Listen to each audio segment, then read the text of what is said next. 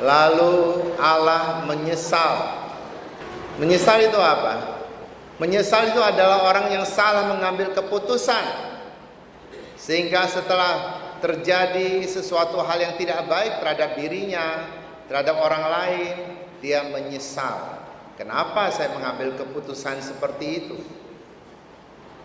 Mungkinkah Allah menyesal? Atau mungkinkah Allah salah mengambil keputusan? Kita katakan Allah maha benar, tidak mungkin dia berbuat salah. Apakah benar Allah mau menghukum orang-orang Israel itu yang menyembah berhala? Benar sekali, Allah mau menghukum mereka. Tetapi karena belas kasihannya, maka ia mengampuni mereka. Tidak hanya mengampuni, tetapi juga memberikan hidup yang panjang kepada mereka, memberikan berbagai macam fasilitas kepada keturunan mereka. Itulah belas kasih yang sesungguhnya. Mungkin dalam kehidupan kita sehari-hari kita pernah mengampuni orang, dan kita rasa kita sudah hebat mengampuni orang. Setelah mengampuni, adakah kita memberi kesempatan kepada orang itu untuk baik lagi dengan kita?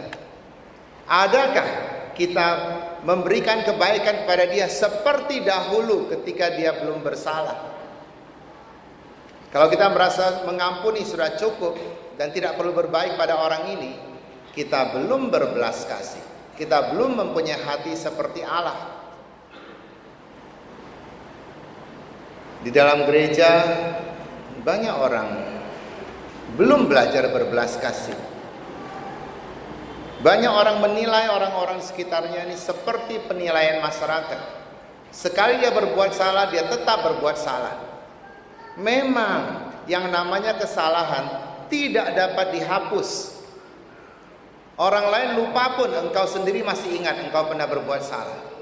Atau sebaliknya, engkau lupa pun, mungkin ada orang yang tahu dan ingat itu.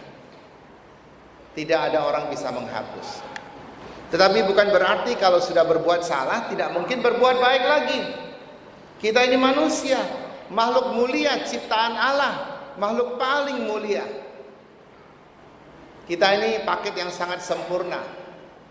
Kalau malaikat, dia mempunyai kasih, tetapi dia tidak mempunyai nafsu. Binatang, dia mempunyai nafsu, tetapi dia tidak mempunyai kasih. Manusia mempunyai kasih dan juga mempunyai nafsu. Dia tahu kapan dia harus mengasihi orang, kapan dia harus menahan nafsunya. Malaikat tidak ada nafsu, tidak mungkin berbuat dosa dia. Binatang tidak ada kasih, sehingga dia berbuat dosa pun tidak ada masalah. Binatang saling membunuh tidak pernah dituntut. Baru-baru ini ada anjing yang menggigit orang sampai mati. Adakah dia masuk penjara?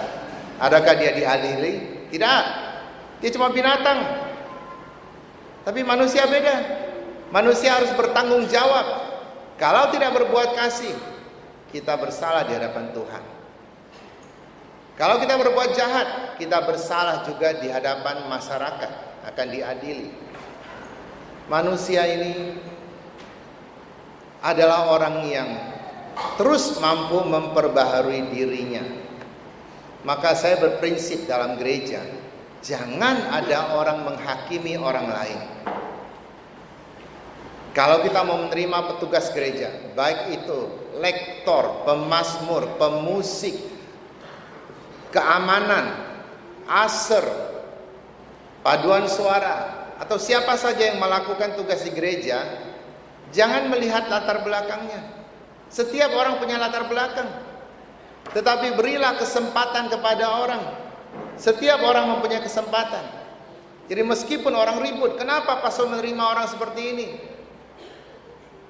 Lihat apa yang dilakukan Yesus. Dia makan dengan orang berdosa pada hari ini. Dan siapa yang marah? Orang-orang yang merasa dirinya suci, padahal tidak suci-suci amat. Orang-orang Farisi dan ahli Taurat. Mereka keberatan. Mereka tidak suka orang melakukan dosa, benar. Tapi ketika orang mau menjadi orang baik, mereka tidak suka juga. Jadi mana yang mereka mau sebenarnya? Kadang-kadang kita juga seperti orang Farisi, tidak suka lihat orang lain berbuat salah, tapi ketika dia bertobat, kita juga tidak suka. Berilah kesempatan. Manusia berharga di mata Tuhan. Kalau seorang manusia berharga di mata Tuhan, dengan kuasa apakah kita merendahkan manusia? Tidak ada. Jangan pernah merendahkan manusia hanya karena dia tidak punya uang, hanya karena statusnya rendah, hanya karena dia mungkin pendidikan tidak banyak, hanya mungkin karena dia pernah berbuat salah. Kita bukan Tuhan. Tuhan saja berbelas kasih. Kalau kita semua berbelas kasih, saya pikir dunia akan indah sekali. Barang yang rusak saja masih bisa kita pakai kok. Barang yang bekas juga bisa kita pakai. Kadang-kadang ada ibu-ibu yang minta baju sama suaminya, "Pak, belikan gaun baru dong." Gaunmu kan sudah banyak, satu lemari itu. Itu kan sudah pernah dipakai. Saya mau pakai yang baru. Seakan-akan yang pernah dipakai tidak boleh dipakai lagi. Tapi sudah tidak dipakai, tidak kasih orang juga. Satu rumah penuh pakaian. Untuk apa? Hanya memboroskan harta itu. Saya katakan barang menjadi murah kalau kita beli dan kita sering memakainya, dia jadi murah. Meskipun angkanya tinggi kalau kita banyak memakainya. Beli HP mahal-mahal, tapi bisanya hanya nelpon dan SMS, nggak ada gunanya barang itu. Tapi kalau kita pakai dengan sungguh-sungguh untuk mendapatkan bisnis dan sebagainya, barang itu menjadi berharga. Karena kita sudah pakai sungguh-sungguh. Tidak sia-sia kita keluar uang sebanyak itu. Kenapa? Karena kita sudah memanfaatkannya dengan baik. Barang saja bisa dimanfaatkan, apalagi manusia. Banyak orang keberatan kalau dimanfaatkan orang. Kalau orang memanfaatkan engkau, bersyukurlah, sebab ternyata engkau bermanfaat. Kalau tidak ada orang memanfaatkan engkau lagi, berarti engkau manusia tak bermanfaat. Barang bekas saja bisa dipakai. Pernah saya ke rumah umat, diundang makan. Waktu makan, sendok garpu, ketika saya lihat ada mereknya, Garuda. Sebelah Garuda, sebelah Lufthansa. Kira-kira beli atau ambil itu? Rumah orang kaya loh. Mampu beli tidak dia? Mampu beli sebenarnya. Tapi mengapa mau ngambil? Belum lagi waktu mandi dikasih sabun. Sabun hotel. Mau sikat gigi, dikasih sikat gigi dan odol. Waktu saya buka odolnya, kayak batu. Sudah kelamaan disimpan. Memang barang bekas masih bisa dipakai, tapi jangan keterlaluan lah. Kita mampu beli kok. Kita juga mampu membantu orang lain. Jadi mengapa Allah mengampuni orang Israel? Karena ia berbelas kasih. Bukan karena ia menyesal. Bukan karena ia salah mengambil keputusan. Kita lihat Paulus dalam bacaan kedua. Aku ini seorang penghujat dan pembunuh yang ganas, penganiaya yang ganas. Tapi Tuhan juga berbelas kasih, memanggil saya, memanfaatkan saya. Dan saya berjuang lebih keras dari orang lain. Dan Paulus satu-satunya orang yang berani mengatakan, aku sudah berjuang sampai garis akhir dan aku sudah memenangkan pertandingan. Kita sering membaca itu di batu nisan. Orang suka pakai ayat itu. Hanya Paulus yang berani ngomong itu. Ia bukan orang yang dipilih ketika dia suci. Ia dipilih ketika ia berdosa. Karena Allah berbelas kasih kepadanya. Meskipun demikian, ia mampu hidup kembali. Ia mampu menjadi pejuang yang sangat luar biasa. Sehingga namanya disejajarkan dengan nama Santo Petrus. Dua orang ini dirayakan bersama-sama. Petrus pemimpin para rasul, Paulus adalah pewarta bagi orang-orang di luar orang Yahudi. Maka hari ini Yesus memberikan perumpamaan tentang domba yang hilang. Kalau domba hilang, kapan taunya hilang? Itu taunya sudah sore hari, sudah senja hari. Ketika gembala sudah membawa dombanya masuk kandang lagi, satu persatu dihitungnya. 1, 2, 3, akhirnya 99, kurang 1. Nah, kalau dia gembala yang bertanggung jawab, dia akan merasa kehilangan. Kalau tidak bertanggung jawab, dia akan katakan, enggak apa-apa, hilang 1, masih punya 99 kok. Tapi gembala yang baik, dia akan meninggalkan yang 99, tentu dikunci. Bukan tinggalkan pintu terbuka, hilang semua. Dikunci lah. Lalu dia pergi mencari yang 1 itu. Kapan? Senja hari, binatang buas sudah keluar. Artinya dia membahayakan jiwanya. Bisa saja dia diterkam oleh binatang buas. Tapi dia gembala yang baik. Dia cari dombanya, entah ketemu atau tidak.